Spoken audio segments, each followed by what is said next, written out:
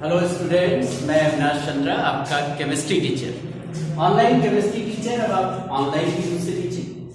देखिए, आज हम लोग सबसे पहला चैप्टर शुरू करने जा रहे हैं सॉलिड स्टेट क्लास 12 का। लास्ट ईयर सब कुछ था, आईसीएसई में था, सीबीएसई से हट गया, इस साल फिर से ऐड हो गया है। तो इस साल हमको पूरे डिटेल में ये चीजें लेनी। तो शुरुआत हम लोग कहां से करते हैं? सबसे पहले चैप्टर आपका कौन सा हो गया? Solid state. सॉलिड स्टेट शुरू करने के लिए सबसे पहली चीज क्या है कि मैटर कितने स्टेट में एग्जिस्ट करता है, यानी स्टेट्स ऑफ मैटर की बात करें तो मैटर की अगर स्टेट की बात की जाए तो देखो 3 स्टेट में है। पहला क्या होता है? Solid state. दूसरा क्या हो गया? Liquid state. तीसरा क्या हो गया?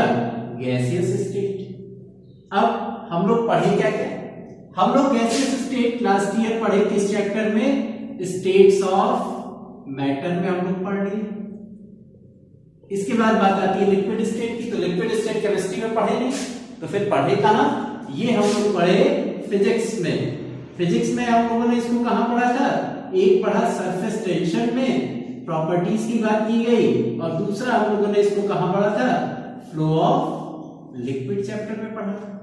यानी 2 टॉपिक, 2 स्टेट्स हमारे कवर हो गए। एक लिक्विड स्टेट कवर हो गया और एक गैसियस स्टेट कवर हो गया। क्या बचता है? इस साल के लिए हमारा बचता है सॉलिड स्टेट। तो क्वेश्चन ये उठता है कि सॉलिड स्टेट है क्या? किन कैरेक्टरिस्टिक के बेसिस पर हम सॉलिड स्टेट को एक्सप्लेन करेंगे?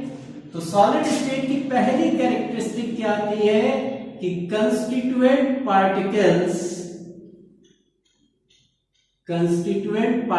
यानी जिससे मिलकर के सॉलिड बना है, दे आर क्लोजली पैक्ड।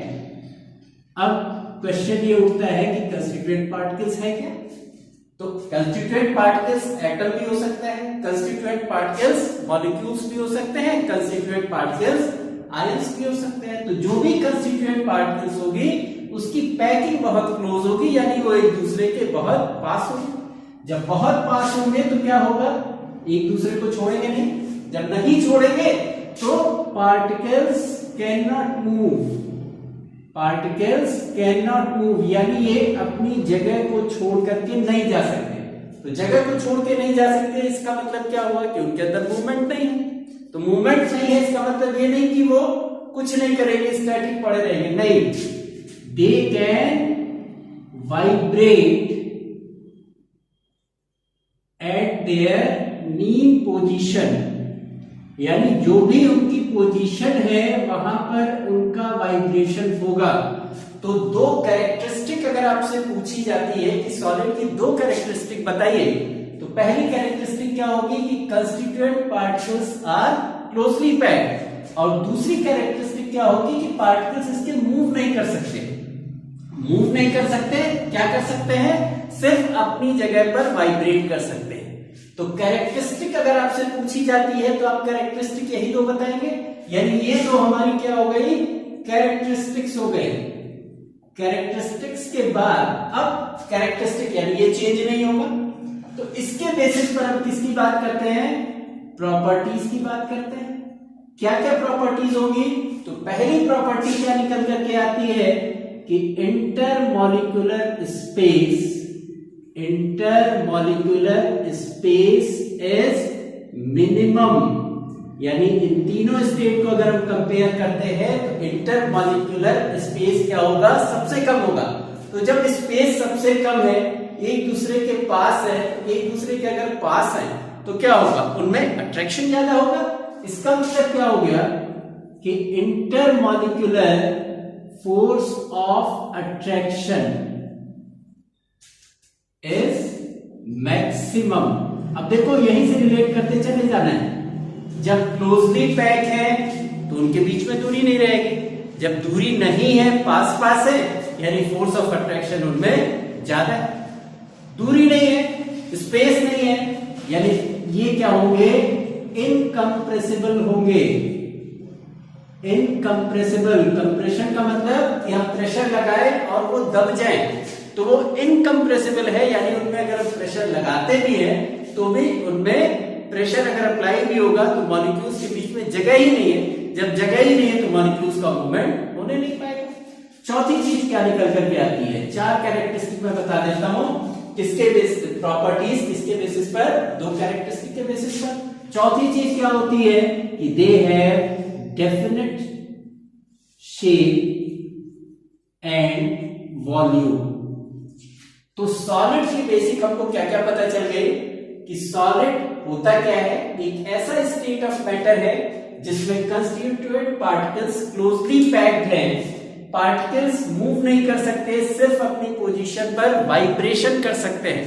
इन दो कैरेक्टरिस्टिक के बेसिस पर हम लोगों ने चार प्रॉपर्टीज की बात किया कि इंटरमॉलिक्यूलर स्पेस मिनिमम होगा, फोर्स ऑफ अट्रैक्शन मैक्सिमम होगा, इनकम्प्रेसिबल होंगे और उनका डेफिनेट शेप एंड वॉल्यूम होगा। तो ये चीज आप ले लीजिए स्क्रीनशॉट ले लिया। चलिए अब हम लोग चलते हैं कि अगर मान लो कि हमें कोई कंपाउंड दे दिया गया, कोई सब्सटेंस दे दिया गया, कुछ भी लिख दिया गया, एक्स लिख दिया गया और हमसे पूछ लिया कि वो एक्स क्या है, सॉलिड होगा, लिक्विड होगा, गैस होगा। यानी अब हमें क्या बताना है, state of matter on the basis of BP and MP. BP और एमपी का मतलब क्या हो गया कि बॉइलिंग पॉइंट और मेल्टिंग पॉइंट क्या है।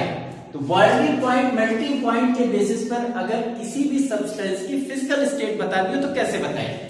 सपोज करो हमें दे दिया गया कोई सब्सटेंस ए, अब हमें नहीं मालूम कि ए एलिमेंट है कि ए कंपाउंड है या ए दो तीन चीजों का मिश्रण, कुछ नहीं पता।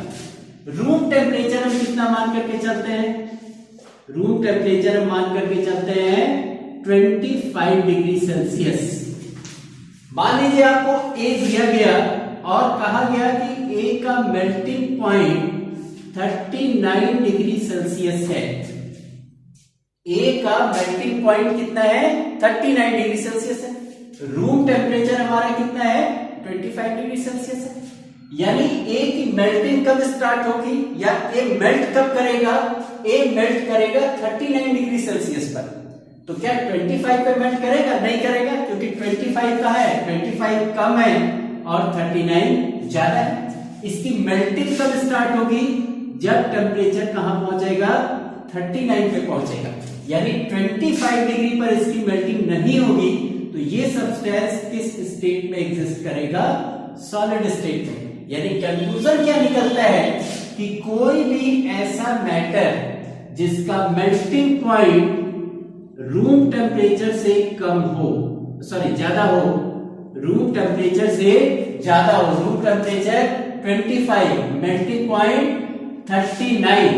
तो अगर मेल्टिंग पॉइंट ज्यादा है, रूम टेम्परेचर कम है, तो ऐसी कंडीशन में सब्सटेंस किस स्टेट में एग्जिस्ट करेगा, सॉलिड स्टेट में एग्जिस्ट करेगा। ठीक उल्टा लेकर के चलते हैं कि कोई सब्सटेंस बी है, इसका मान लो कि मेल्टिंग पॉइंट कितना है, 20 डिग्री सेल्सियस। यानी इसकी मेल्टिंग कब हो जाएगी, इसकी मेल्टिंग हो जाएगी 20 डिग्री सेल्सियस पर और रूम टेम्परेचर कितना है, 25 पर। यानी रूम टेम्परेचर पर ही इसकी मेल्टिंग हो जाएगी। यानी अगर मेल्टिंग पॉइंट कम है रूम टेम्परेचर से तो सब्सटेंस किस स्टेट में एग्जिस्ट करेगा, लिक्विड स्टेट में एग्जिस्ट करेगा। तो गैसियस स्टेट में कैसे एक्सप्लेन करेंगे, सपोज करो कि कोई भी गैस दी गई आपको सी, रूम टेम्परेचर कितना, 25 डिग्री सेल्सियस। मान लीजिए कि इस गैस का बॉइलिंग पॉइंट, इस गैस का बॉइलिंग पॉइंट 20 डिग्री सेल्सियस है। तो बॉइलिंग पॉइंट अगर 20 डिग्री सेल्सियस है तो इसका मतलब क्या हुआ कि 20 डिग्री सेल्सियस पर सी बॉयल कर जाएगा, 25 तक पहुंचने ही नहीं पाएगा। क्या होगा, 20 पर ये बॉयल कर जाएगा। तो जब ये 20 पर बॉयल कर जाएगा तो 20 पर ये किस स्टेट में आ गया, गैसियस स्टेट में आ गया। यानी तीसरी कंडीशन क्या निकल करके आती है कि अगर किसी भी मैटर का बॉइलिंग पॉइंट रूम टेम्परेचर से कम हो तो वो सब्सटेंस किस स्टेट में एग्जिस्ट करेगा, गैसियस स्टेट में। तो अगर आपसे एक नंबर का क्वेश्चन पूछा जाता है, कोई भी अननोन सब्सटेंस दिया जाता है और आपसे ये पूछता है कि ये सॉलिड है, लिक्विड है, गैस है, तो आप इस तरीके से कंपेयर कर लीजिए। मेल्टिंग पॉइंट ज्यादा रूम टेम्परेचर से तो सॉलिड स्टेट, मेल्टिंग पॉइंट कम है रूम टेम्परेचर से तो लिक्विड स्टेट, और अगर बॉइलिंग पॉइंट भी रूम टेम्परेचर से कम है तब किस स्टेट में एग्जिस्ट करेगा, वो गैसियस स्टेट में एग्जिस्ट करेगा। यानी हमने ये सीख लिया कि अगर हमें बॉइलिंग पॉइंट या मेल्टिंग पॉइंट पता हो तो हम ये बता सकते हैं कि मैटर की स्टेट सॉलिड होगी, लिक्विड होगी या गैस होगी। तो ये पॉइंट नोट कर लो। इस पॉइंट के बाद हम लोग चलेंगे आगे। आगे हम लोग क्या चलेंगे, अब हम लोग बात करेंगे एनर्जी कंसिडरेशन, कि क्यों कोई सब्सटेंस एनर्जी के बेसिस पर सॉलिड स्टेट में एग्जिस्ट करेगा या फ्लूइड स्टेट में। जब हम एनर्जी की बात करते हैं तो हम एनर्जी में कहा जाते हैं या तो वो सॉलिड स्टेट में एग्जिस्ट करे और या तो वो फ्लूइड के फॉर्म में एग्जिस्ट करे। फ्लूइड का मतलब क्या हो गया कि वो लिक्विड के फॉर्म में या वो गैसियस स्टेट में एग्जिस्ट करे। तो हमने इन दोनों को एक साथ ले लिया है। क्यों ले लिया है? क्योंकि हमारा मेन फोकस किस पे है, सॉलिड स्टेट पे। अगर हम पार्टिकल्स के बीच के इंटरेक्शन की बात करें, सपोज करो एक सॉलिड है, इसमें ढेर सारे पार्टिकल्स से मिलकर बना, यहाँ ढेर सारे पार्टिकल्स इसमें है। किसी भी दो पार्टिकल के बीच में जो फोर्स ऑफ अट्रैक्शन लगेगा उसको हम क्या कहेंगे, intermolecular force of attraction. Intermolecular force of attraction. अब अट्रैक्शन का फोर्स है तो अट्रैक्शन का फोर्स क्या करेगा, पार्टिकल्स को एक दूसरे के करीब लेकर के आएगा। करीब लेकर के आएगा तो क्या होगा, स्पेस कम हो जाएगा, उनका मूवमेंट नहीं होगा। दूसरा जो होता है सबसे इंपॉर्टेंट, उसका टेम्परेचर। अब टेम्परेचर कैसे एग्जिस्ट करेगा, टेम्परेचर क्या है, टेम्परेचर थर्मल एनर्जी पर डिपेंड कर रहा है। यहां पर थर्मल एनर्जी का मतलब कैसे होगा कि जो वाइब्रेशन हो रहे हैं पार्टिकल्स के, उनकी वजह से जो एनर्जी प्रोड्यूस हुई उसको हम यहां क्या कहते हैं, थर्मल एनर्जी कहते हैं। तो जब थर्मल एनर्जी होगा किसकी वजह से हुआ, वाइब्रेशन की वजह से हुआ।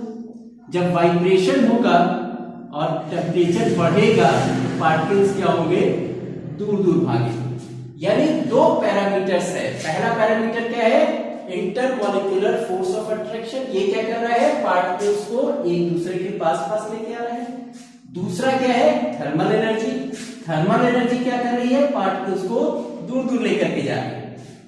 तो अगर फर्स्ट पैरामीटर काफी ज्यादा होगा सेकंड पैरामीटर से, फर्स्ट पैरामीटर सेकंड वाले से काफी लार्ज हो जाए तो ऐसी कंडीशन में फोर्स ऑफ अट्रैक्शन बहुत ज्यादा बढ़ जाएगा। जब फोर्स ऑफ अट्रैक्शन बहुत ज्यादा बढ़ जाएगा तो सब्सटेंस की स्टेट क्या हो जाएगी, सॉलिड हो जाएगी। यानी अगर हम सॉलिड की बात करें तो सॉलिड के केस में intermolecular force of attraction thermal energy से बहुत ही ज्यादा होता है। तो एनर्जी कंसिडरेशन, क्यों कोई सब्सटेंस सॉलिड स्टेट में एग्जिस्ट किया, कैसे बोलेंगे कि उसका intermolecular force of attraction thermal energy से बहुत ज्यादा है। तो हम लोगों ने क्या क्या देख लिया कि सॉलिड है क्या, उसकी प्रॉपर्टी क्या है, उसकी कैरेक्टरिस्टिक क्या है, बीपीएमपी के बेसिस पर कैसे क्लासिफाई करेंगे, एनर्जी कंसिडरेशन के बेसिस पर कैसे हम सॉलिड को कंसीडर करेंगे। क्लियर हो गया एग्जाम? चलिए अब हम लोग चलते हैं अगले टॉपिक की तरफ। इस चीज का एक स्क्रीनशॉट ले लीजिएगा। चलिए अब चलते हैं आगे, क्लासिफिकेशन स्टार्ट करते हैं। यानी अगला टॉपिक हमारा क्या आता है, क्लासिफिकेशन ऑफ सॉलिड। अब देखो इसकी कंपेरेबल स्टडी करें तो ज्यादा अच्छा रहता है। कंपेरेबल स्टडी करने में फायदा क्या रहता है, देखो दो टाइप के सॉलिड की बात की जाएगी। एक होता है क्रिस्टलाइन सॉलिड और दूसरा क्या होता है, एमॉर्फस सॉलिड।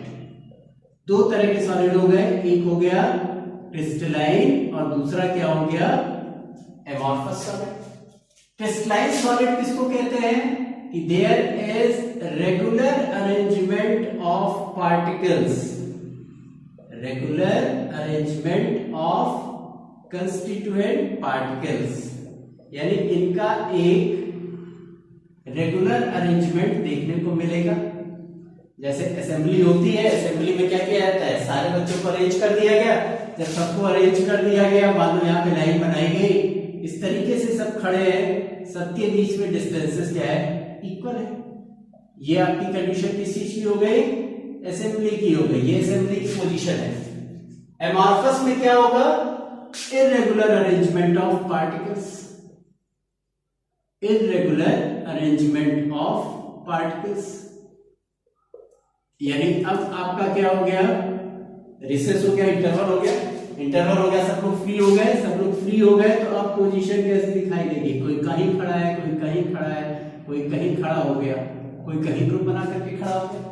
तो ये हमारा क्या है, एक रेगुलर अरेंजमेंट ऑफ पार्टिकल्स है, और ये हमारा क्या है, एक इर्रेगुलर अरेंजमेंट ऑफ पार्टिकल्स है। तो जब रेगुलर अरेंजमेंट ऑफ पार्टिकल्स होगा तब हम उसे क्या कहेंगे, क्रिस्टलाइन सॉलिड, और जब इर्रेगुलर अरेंजमेंट रहता है तब हम उसको क्या कहते हैं, एमॉर्फस सॉलिड। तो पहली कैरेक्टरिस्टिक या डेफिनेशन भी यही है कि the solid in which there is regular arrangement of constituent particles is called crystalline solid, और एमॉर्फस किसको कहते हैं, the solid in which there is irregular arrangement of particles is called amorphous solid. तो ये हमारा पार्टिकल्स का arrangement हो गया। अब इसमें एक चीज और ध्यान देनी, अगर हम इस पूरे क्रिस्टल को कंसीडर करते हैं तो इस पूरे क्रिस्टल में हमें क्या देखने को मिलता है कि पार्टिकल्स का अपना एक रेगुलर अरेंजमेंट है, लेकिन यहां हम देखने को मिलते हैं कुछ नहीं, यानी पूरे में रेगुलर अरेंजमेंट हो गया तब हम उसको क्या कहेंगे, लॉन्ग रेंज ऑर्डर।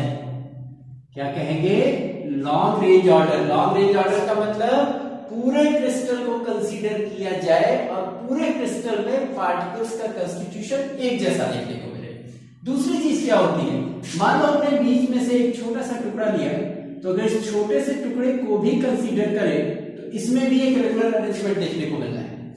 पूरे को किए तो भी देखने को मिला रेगुलर अरेंजमेंट, थोड़े से टुकड़े को लेते हैं तो भी एक रेगुलर अरेंजमेंट देखने को मिला। तो इसको हम क्या कहते हैं, शॉर्ट रेंज ऑर्डर। तो लॉन्ग रेंज ऑर्डर हो गया और शॉर्ट रेंज ऑर्डर हो गया। अब हम यहां आते हैं, जब हम यहां आते हैं तो लॉन्ग रेंज ऑर्डर होने का सवाल ही नहीं है, यानी इसमें कोई भी लॉन्ग रेंज ऑर्डर पॉसिबल नहीं है। अब इसमें कहीं शॉर्ट रेंज ऑर्डर दिख रहा है, हो सकता है कि ये एक हिस्सा शॉर्ट रेंज ऑर्डर की तरफ बिहेव कर रहा है, जिसमें पार्टिकल्स कहां कहां दिख रहे हैं, एक यहां, एक यहां, एक यहां, एक यहां, एक यहां। तो लॉन्ग रेंज ऑर्डर तो परफेक्टली एब्सेंट है, शॉर्ट रेंज ऑर्डर हो सकता है, यानी short range order may be present, लेकिन ये कंपल्सरी नहीं है। बिल्कुल दिमाग में बैठा लेना है कि एमॉर्फस है तो उसमें शॉर्ट रेंज ऑर्डर होगा ही होगा। असेंबली होती है तो सब अरेंज रहते हैं, रिसेस हुआ तो सब बिखर गए, लेकिन होता है कि किसी एक कॉर्नर में 4 बच्चे एक अलग ग्रुप बना के खड़े, 10 बच्चे एक अलग ग्रुप बना के खड़े, यानी उस छोटे से टुकड़े में हमें एक रेगुलर अरेंजमेंट देखने को मिल सकता है, लेकिन ये चीज कंपल्सरी नहीं है। तो जिस छोटे से टुकड़े में ये शॉर्ट रेंज ऑर्डर देखने को मिलेगा, उस हिस्से को, उस पार्ट को हम क्या कहते हैं, क्रिस्टलाइट्स कहते हैं। क्या कहते हैं, क्रिस्टलाइट्स कहते हैं। ध्यान देना है, ये 1 नंबर के क्वेश्चन में पूछा जाता है। तो ऑर्डर की अगर बात की जाए तो यहां लॉन्ग रेंज ऑर्डर भी है, शॉर्ट रेंज ऑर्डर भी है। यहां क्या है, लॉन्ग रेंज ऑर्डर तो होने का सवाल ही नहीं है, शॉर्ट रेंज ऑर्डर हो सकता है कि क्रिस्टल के कुछ हिस्से में प्रेजेंट, तो जिस हिस्से में प्रेजेंट रहेगा उसी को हम क्या कहते हैं, क्रिस्टलाइट्स कहते हैं। यानी अगर हम सेकंड प्रॉपर्टी की बात करें तो सेकंड प्रॉपर्टी के केस में अगर देखा जाए तो सेकंड क्या प्रॉपर्टी है कि short range as well as long range order is present. ये प्रेजेंट है, लेकिन अगर हम इसके केस में देखें सेकेंड प्रॉपर्टी, तो long range order is absent, नहीं है। Short range order may be, compulsory नहीं है, बिल्कुल दिमाग में रखना है, short range order may be. अब अगर प्रेजेंट है तो द पार्ट ऑफ, क्या लिखेंगे डेफिनेशन इसकी, the part of amorphous solid which has regular arrangement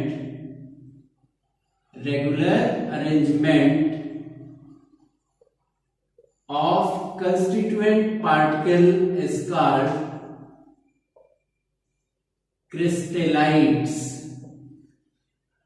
ये ध्यान देना है, यहां पर शॉर्ट रेंज ऑर्डर भी है, लॉन्ग रेंज ऑर्डर भी है, लेकिन यहां पर क्या होगा, लॉन्ग रेंज तो होगा ही नहीं, शॉर्ट रेंज ऑर्डर हो सकता है, और जो शॉर्ट रेंज ऑर्डर वाला पार्ट होगा उसको हम क्या कह देंगे, क्रिस्टलाइट्स कह देंगे। तो ये दो पॉइंट हो गए। तीसरा जो सबसे ज्यादा इंपॉर्टेंट पॉइंट है, अगर हम क्रिस्टलाइज्ड सॉलिड की बात करें तो क्रिस्टलाइज्ड सॉलिड का क्या होता है, there is a sharp melting point. MP में लिख रहा हूं sharp melting point. Sharp melting point का मतलब क्या हुआ कि अगर उसकी मेल्टिंग स्टार्ट हुई, मेल्टिंग पॉइंट अगर सपोज करो मैंने किसी सब्सटेंस का कहा कि 580 डिग्री सेल्सियस है, तो इसका मतलब क्या हुआ कि लेस देन 580 जब तक रहेगा तब तक उसकी स्टेट क्या होगी, सॉलिड होगी। 580 डिग्री जब जैसे ही टेम्परेचर पहुंचा मेल्टिंग स्टार्ट होगी, और जब तक पूरा का पूरा सॉलिड मेल्ट नहीं करेगा तब तक टेम्परेचर राइज नहीं करेगा। ये बात बिल्कुल क्लियर होनी चाहिए। शार्प मेल्टिंग पॉइंट का मतलब कि पूरा का पूरा सॉलिड उस पर्टिकुलर टेम्परेचर पर मेल्ट करेगा। जब पूरी मेल्टिंग हो जाएगी यानी 580 डिग्री, मैंने सिर्फ एक केस सपोज किया है, 580 डिग्री पर जब पूरा मेल्ट तैयार हो जाएगा उसके बाद टेम्परेचर में इंक्रीज देखने को मिलता है। तो इसी को हम क्या कहते हैं कि जितने भी क्रिस्टलाइज्ड सॉलिड होंगे उन सब का मेल्टिंग पॉइंट क्या होता है, शार्प होता है, यानी एक to the point melting point मिलेगा। लेकिन अगर हम एमॉर्फस की बात करें तो एमॉर्फस में क्या होता है, एमॉर्फस में there is range of temperature over which solid melts. हम एक एग्जांपल लेकर के चलते हैं वैक्स का। सपोज करो अगर रूम टेम्परेचर 25 डिग्री सेल्सियस है तो वैक्स में कोई चेंज नहीं है। हमने टेम्परेचर को थोड़ा सा इसके बढ़ा करके थोड़ा सा आसपास से गर्मी दे दी इसको, मान लो इसका टेम्परेचर 70 डिग्री सेल्सियस कर दिया और इसकी मेल्टिंग स्टार्ट हो गई। मेल्टिंग स्टार्ट हो गई तो जैसा इसमें था कि मेल्टिंग कंप्लीट होने के बाद ही टेम्परेचर राइज कर रहा है, वैसा इस केस में देखने को नहीं मिलेगा। यहां टेम्परेचर 70 पर अगर स्टार्ट हो गया मेल्टिंग का प्रोसेस, तो ये मेल्टिंग का प्रोसेस भी चलता रहेगा और टेम्परेचर भी बढ़ता रहेगा, दोनों चीजें होंगी।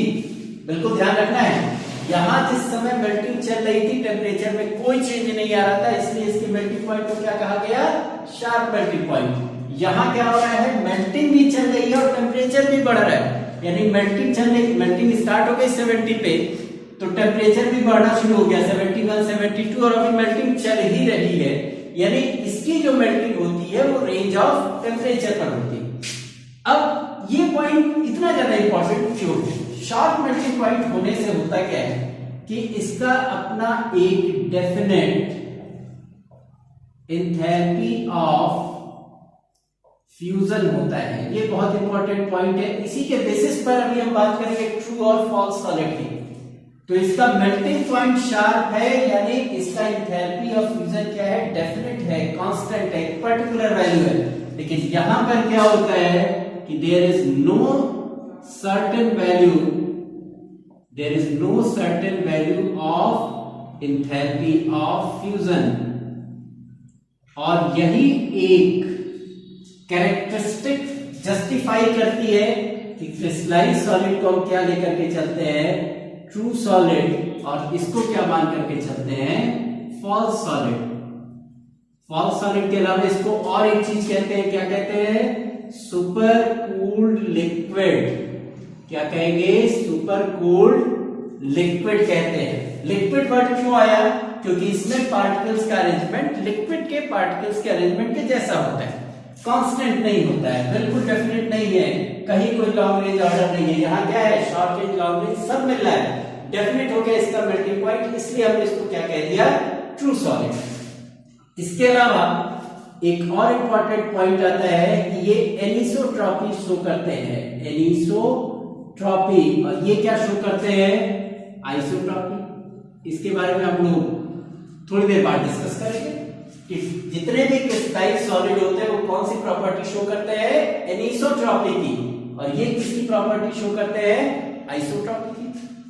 लास्ट क्या होता है इसमें कि अगर हम इसको कट करें तो they give clean cleavage, clean cleavage when cut with sharp knife. और ये क्या करता है, इट गिव्स रफ क्लीवेज।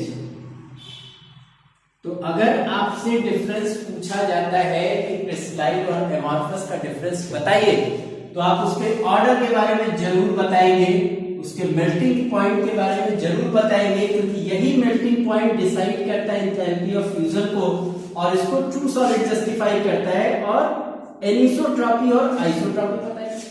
तो इसका स्क्रीनशॉट ले लीजिए, इसके बाद हम लोग एनिसोट्रॉपी और आइसोट्रॉपी पे। तो अब हम लोग बात करेंगे एनिसोट्रॉपी और आइसोट्रॉपी। मैंने कहा कि जितने भी क्रिस्टलाइन सॉलिड होते हैं वो एनिसोट्रॉपी की प्रॉपर्टी शो करते हैं, और जितने भी एमॉर्फस होते हैं वो आइसोट्रॉपी की प्रॉपर्टी शो करते हैं। तो क्या होता है एनिसोट्रॉपी और क्या होती है आइसोट्रॉपी। आइसो का मतलब क्या हो गया, सेम, और इसका मतलब एनिसो में क्या हो जाएगा, डिफरेंट। क्वेश्चन ये उठता है कि क्या चीज सेम है और क्या चीज डिफरेंट है। तो क्या चीज डिफरेंट, क्या चीज सेम है, electrical and optical properties, electrical and optical properties in all direction. यानी अगर हम एक ही प्लेन में अलग अलग डायरेक्शन में चलेंगे तो प्रॉपर्टीज क्या होगी, चेंज हो जाएगी। कैसे हो जाएगी, चलो एक एग्जांपल लेकर के चलते हैं। सबसे आसान क्रिस्टलाइन कंपाउंड हमको क्या पता है, सोडियम क्लोराइड। तो Na+Cl- Na+Cl-, यहाँ Cl- हो जाएगा, यहाँ Na+, यहाँ Cl-, यहाँ Na+। इसी तरीके से हम छोटा सा एक टुकड़ा इसका बना देते हैं। तो देखो बिल्कुल एक सिमेट्रिकल टुकड़ा हमारा तैयार हो गया, एक रेगुलर अरेंजमेंट हमारा तैयार हो गया। ये एक प्लेन की बात करेंगे, इसमें 2 डायमेंशनल है, एक प्लेन। अब देखो अगर हम इस डायरेक्शन में चलते हैं, तो इस डायरेक्शन में चलते हैं तो कंस्टिट्यूएंट पार्टिकल्स हमको कौन कौन से मिलते हैं। अगर हम इस एरो के ऊपर देखें तो Na+Cl- Na+, इसके नीचे देखते हैं तो Cl- Na+Cl-, ये देखने को मिलता है। लेकिन जैसे ही हमने डायरेक्शन इसका बदला, डायरेक्शन बदलते ही कंस्टिट्यूएंट पार्टिकल्स का कंपोजिशन डिस्ट्रॉय हो गया। क्या हो गया, यहां पर अल्टरनेट कैटायन और एनायन मिल रहे थे, और यहां क्या हो गया, इस डायरेक्शन में एक साइड सिर्फ कैटायन मिल रहा है और एक साइड सिर्फ एनायन मिल रहे हैं। यानी डायरेक्शन चेंज करते ही जो कंस्टिट्यूएंट पार्टिकल्स हैं उनका अरेंजमेंट चेंज हो गया। तो अरेंजमेंट चेंज हो गया तो इलेक्ट्रिकल और ऑप्टिकल प्रॉपर्टीज क्या हो गई, डिफरेंट हो गई। आइसोट्रॉपी में क्या होता है कि same optical and electrical properties in all direction, हर एक डायरेक्शन में क्या होगा, एक जैसा होगा। क्यों एक जैसा होगा, अब एग्जांपल ले लेते हैं एमॉर्फस का, वैक्स ले लें या हम ग्लास ले लें, वैक्स ले लें या ग्लास ले लें, तो उसमें पार्टिकल्स का जो अरेंजमेंट होगा वो हर एक डायरेक्शन में सेम होता है। किसी भी डायरेक्शन में हम चलेंगे, पार्टिकल्स जो भी आएंगे उस रास्ते में वो एक जैसे होंगे। तो जब एक जैसे होंगे तो प्रॉपर्टीज भी क्या हो जाएंगे, सेम हो जाएंगे। तो एनिसोट्रॉपी क्या हुआ कि crystalline solid show different electrical and optical properties in all directions in same plane. यहां पर क्या होगा, एमॉर्फस के केस में same optical and electrical properties in all direction. तो ये बड़ा इंपॉर्टेंट होता है कि हम एनिसोट्रॉपी और आइसोट्रॉपी को जानें। तो ये हमारी सारी प्रॉपर्टीज हो गई क्रिस्टलाइन और एमॉर्फस के बारे में। क्वेश्चन ये उठता है कि क्या हमारा ये क्लासिफिकेशन परफेक्ट है? 100% मान ले? नहीं मान सकते, क्योंकि केमिस्ट्री क्या है? Chemistry is full of exception. हम यहां चलेंगे, ये प्रॉपर्टी बढ़ रही है, तब तक बीच में कहीं कोई लकड़ी मारेगा, प्रॉपर्टी गिर गई। तो वही चीज यहां पर होती है कि it is not absolute, it is not absolute classification of solid. कैसे जस्टिफाई करेंगे? चलो एक जस्टिफिकेशन कर लेते हैं। एक सब्सटेंस का नाम सुना होगा क्वार्ट्ज। क्वार्ट्ज का नाम आपने लास्ट ईयर इलास्टिसिटी चैप्टर में पढ़ा होगा। क्वार्ट्ज पत्थर के बारे में पहले जमाने में घड़ी आती थी जिसमें चाबी बढ़ती, तो उसमें लिखा रहता था नीचे 17 ज्वेल्स, 21 जेवल्स या 21 क्वार्ट्ज। तो क्वार्ट्ज एक पत्थर होता है, किसका बना होता है? सिलिका का बना होता है। तो क्वार्ट्ज कैसा सब्सटेंस होता है? क्वार्ट्ज होता है क्रिस्टलाइन। बनता किससे है? क्वार्ट्ज बनता है सिलिका से। किससे बना? सिलिका से। और सिलिका का फॉर्मूला क्या होता है? SiO। तो अगर हम सिलिका से क्वार्ट्ज प्रिपेयर करते हैं तो क्वार्ट्ज क्या है? एक क्रिस्टलाइन सब्सटेंस है। लेकिन अगर इसी क्वार्ट्ज की हम मेल्टिंग करें एंड देन रैपिड कूलिंग, देखो ध्यान से देखना है, हमारे पास सब्सटेंस कैसा है?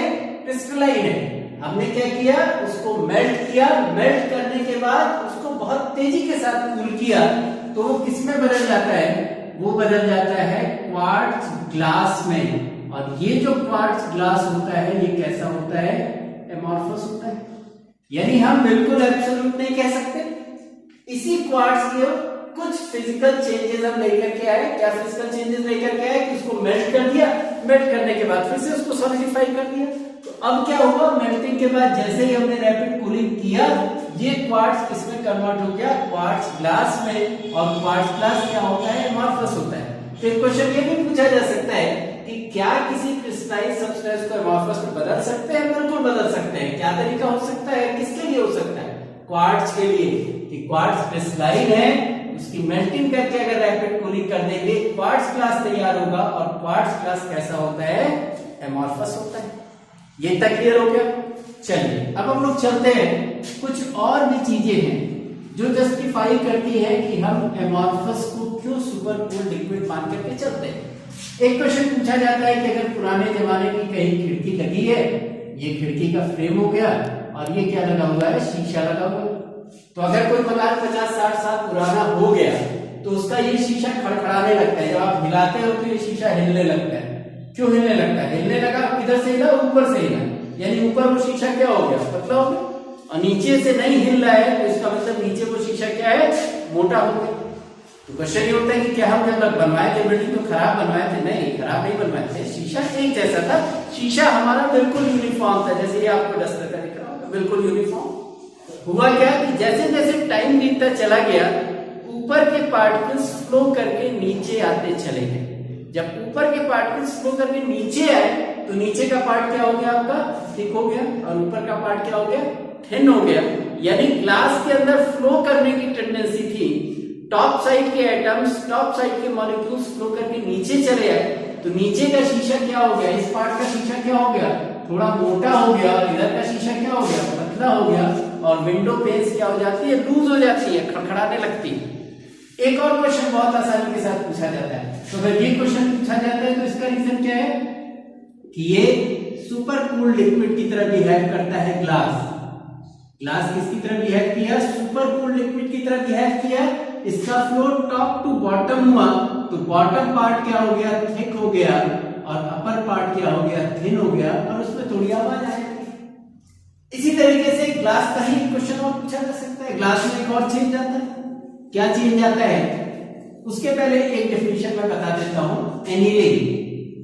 एनीलिंग किसको कहते हैं? एनीलिंग बड़ा इंपॉर्टेंट प्रोसेस है। एनीलिंग में क्या होता है कि अगर कंटिन्यूअस हीटिंग एंड कूलिंग का प्रोसेस चल रहा है, कंटिन्यूअस हीटिंग एंड कूलिंग का प्रोसेस अगर चल रहा है तो उसको हम क्या कहते हैं? एनीलिंग कहते हैं। होता क्या है कि दिन भर जो आपका शीशा लगा है, आपने बिल्कुल नया नया शीशा खरीदा, बिल्कुल ट्रांसपेरेंसी उसकी ऊपर से नीचे तक एक जैसी है, किसी भी डायरेक्शन में जा रहा है। कुछ टाइम बीतने के बाद ये शीशा थोड़ा सा मिल्की हो गया। आपने जो ग्लास लिया है वो ग्लास कैसा है? जब तक बिल्कुल नया है, बिल्कुल ट्रांसपेरेंट है, कोई दिक्कत नहीं है, यूनिफॉर्मिटी नजर आने। जैसे ही थोड़ा सा टाइम बीतता है, इस ग्लास के अंदर थोड़ा सा मिल्कीनेस अपीयरेंस आ जाता है। तो मिल्कीनेस अपीयरेंस आया क्यों? चलो इसके बारे में बात करते हैं। होता क्या है कि ग्लास क्या है? एमॉर्फस है। ये हम सबको पता है कि ग्लास कैसा है? एमॉर्फस है। एमॉर्फस का मतलब कि ये फॉल्स या फॉल्स सॉलिड है, या इसको हम क्या मान के चल सकते हैं कि ये एक सुपर कूल्ड लिक्विड है। तो सुपर कूल्ड लिक्विड है तो होगा क्या? दिन में गर्म होगा। ये शीशा दिन में सन के टेम्परेचर से हीट अप होगा, रात में सनसेट के बाद इसकी कूलिंग स्टार्ट हो जाएगी। यानी डेली इसकी एनीलिंग का प्रोसेस चलेगा। रोज दिन में ये गर्म होगा और शाम होने के बाद ये ठंडा होगा, रात में ठंडा होगा, फिर सुबह से ये गर्म होना शुरू हो जाएगा। तो बार बार जब ये गर्म होगा, ठंडा होगा, तो इसके जो पार्टिकल्स होते हैं उनका बार बार फ्लो होना शुरू होता है, इधर से उधर। और होता क्या है कि इसके अंदर कुछ क्रिस्टलाइन पार्ट तैयार हो जाते हैं। जो मैंने कहा था, सबसे पहले मैंने बताया था क्रिस्टलाइट्स, याद होगा। क्रिस्टलाइट्स मैंने कहा था कि एमॉर्फस सॉलिड के अंदर जो छोटा सा हिस्सा जिसमें क्रिस्टलाइन अरेंजमेंट देखने को मिलता है उसी को कहते हैं क्रिस्टलाइट्स। तो होगा क्या कि ये इधर उधर फ्लो होता रहेगा। जब इधर उधर फ्लो होगा तो हो सकता है कि कुछ हिस्सा कैसा हो जाए? क्रिस्टलाइन हो जाए। यानी जो भी ग्लास होता है उसमें कंटिन्यूअस एनीलिंग होती है। जो एमॉर्फस ग्लास होता है उसमें कुछ क्रिस्टलाइन पार्ट का फॉर्मेशन हो जाता है, और इन्हीं क्रिस्टलाइन पार्ट के फॉर्मेशन की वजह से ये ग्लास कैसा दिखाई देने लगता है? मिल्की दिखाई देने लगता है। यानी चेंज क्या आ गया? एमॉर्फस से सब क्रिस्टलाइन पार्ट का फॉर्मेशन हो गया। तो जैसे क्रिस्टलाइन पार्ट बने उसका मिल्कीनेस दिखाई देना शुरू हुआ, यानी उसका क्लीनीनेस गायब हो गया, उसकी ट्रांसपेरेंसी कम होनी शुरू हो गई। तो क्यों कम होनी शुरू हो गई? प्रोसेस कौन सा हुआ? एनीलिंग। कैसे हुआ? दिन में शीशा आपका गर्म हो गया, रात में शीशा आपका ठंडा हो गया। तो गर्म ठंडा जब ये डेली प्रोसेस चलेगा तो पार्टिकल्स में हो सकता है कि कुछ क्रिस्टलाइन तैयार हो जाए, अरेंजमेंट तैयार हो जाए, और जैसे ही क्रिस्टलाइन अरेंजमेंट तैयार हो जाएगा, ग्लास आपका ओपेक होना शुरू हो जाएगा, यानी उसकी जो ट्रांसपेरेंसी है वो खत्म होनी शुरू हो जाएगी। ये भी एक बड़ा इंपॉर्टेंट पॉइंट है। कुछ और चीजें, बहुत सारी ऐसी चीजें हैं जो हमको दिखती कुछ और है और एक्चुअली होती कुछ और है। यानी हो सकता है कि हमको एमॉर्फस दिखे और प्रॉपर्टी उसकी कैसी हो जाए? क्रिस्टलाइन हो जाए। जैसे बड़ा कॉमन सा एग्जांपल लेते हैं कॉपर वायर। सब लोग इससे बिल्कुल फेमिलियर है। कॉपर वायर यूज किया जाता है घर के अंदर, हर एक इलेक्ट्रिकल इंस्ट्रूमेंट के अंदर यूज किया जाता है। गर्म हो जाता है, यूनिफॉर्मली हीट हो जाता है। तो यूनिफॉर्म इलेक्ट्रिकल प्रॉपर्टी है। इसका मतलब कि ये कौन सा नेचर शो कर रहा है? आइसोट्रॉपी का नेचर शो कर रहा है। इसका मतलब कि कॉपर को कैसा होना चाहिए? कॉपर को आइसोट्रॉपिक होना चाहिए। लेकिन जैसे ही इसकी एक्सरे स्टडी की जाती है, जैसे ही इसकी एक्सरे स्टडी की गई, तो क्या देखा गया कि जो कॉपर वायर है, इस कॉपर के वायर के अंदर क्या होते हैं? मेनी क्रिस्टलाइन अरेंजमेंट देखने को मिलते हैं। यानी बहुत छोटे छोटे क्रिस्टल्स देखने को मिलते हैं, जिनको हम क्या कहते हैं? Micro crystal. इनको क्या कहते हैं? Micro crystal. यानी हमने कॉपर का वायर ले लिया, ये कॉपर का वायर है, तो हमने क्या कहा कि इसके अंदर कौन सी प्रॉपर्टी है? आइसोट्रॉपिक। एक्सरे स्टडी किया तो क्या देखा कि छोटा क्रिस्टल इसके अंदर बना हुआ है। अब हर एक क्रिस्टल की प्रॉपर्टी कैसी हुई? एनिसोट्रॉपिक। क्रिस्टल है तो क्रिस्टल कौन सी प्रॉपर्टी शो करेगा? एनिसोट्रॉपिक। यानी इसके जो माइक्रो क्रिस्टल है वो एनिसोट्रॉपिक की प्रॉपर्टी शो कर रहे हैं, लेकिन copper wire as a whole क्या शो कर रहा है? आइसोट्रॉपिक की प्रॉपर्टी शो कर रहा है। तो ऐसे क्रिस्टल्स को हम क्या कहते हैं? इनको हम कहेंगे माइक्रो क्रिस्टल। तो ये प्रॉपर्टी देखने को कॉपर में मिलती है। पूछेगा कि कॉपर वायर आइसोट्रॉपी है या एनिसोट्रॉपी शो करेगा? कौन सी प्रॉपर्टी शो करेगा? तो कॉपर वायर आइसोट्रॉपर की प्रॉपर्टी शो करता है, लेकिन जैसे इसकी एक्सरे स्टडी की जाती है क्या देखा जाता है कि हर एक कॉपर वायर में छोटे छोटे क्रिस्टल्स हैं। उन क्रिस्टल्स को हम क्या कहेंगे? Micro crystal. अब ये माइक्रो क्रिस्टल क्या करेंगे? एनिसोट्रॉपी की प्रॉपर्टी शो करेंगे, यानी क्रिस्टल की प्रॉपर्टी एनिसोट्रॉपी और wire as a whole isotropy. यानी हमारा क्लासिफिकेशन पूरी तरीके से एब्सोल्यूट नहीं हो सकता। तो ये इतनी सारी चीजें आज किसके बारे में हुई? हमने सॉलिड पढ़ लिया, हमने सॉलिड की कैरेक्टरिस्टिक पढ़ा, सॉलिड की प्रॉपर्टीज पढ़ा, बॉइलिंग पॉइंट मेल्टिंग पॉइंट के बेसिस पर कैसे सॉलिड लिक्विड गैस को क्लासिफाई करेंगे, एनर्जी के बेसिस पर कैसे क्लासिफाई करेंगे, क्या होता है क्रिस्टलाइन सॉलिड, क्या होता है एमॉर्फस सॉलिड। तो ये सारी चीजें आज के लेक्चर में कवर होगी। अगले लेक्चर से जब हम लोग शुरू करेंगे तो अगले लेक्चर में फिर हम लोग चलेंगे तो हम लोग पढ़ेंगे अब किसके बारे में? अब हम लोग पढ़ेंगे सिर्फ और सिर्फ क्रिस्टलाइन सॉलिड के बारे में। हमें एमॉर्फस के बारे में नहीं पढ़ना, हमें किसके बारे में पढ़ना है? सिर्फ और सिर्फ ट्रू सॉलिड के बारे में। तो तब तक आप इस लेक्चर को रिवाइज कीजिए, पूरा का पूरा इसको ध्यान से पढ़िए, देखिए बार बार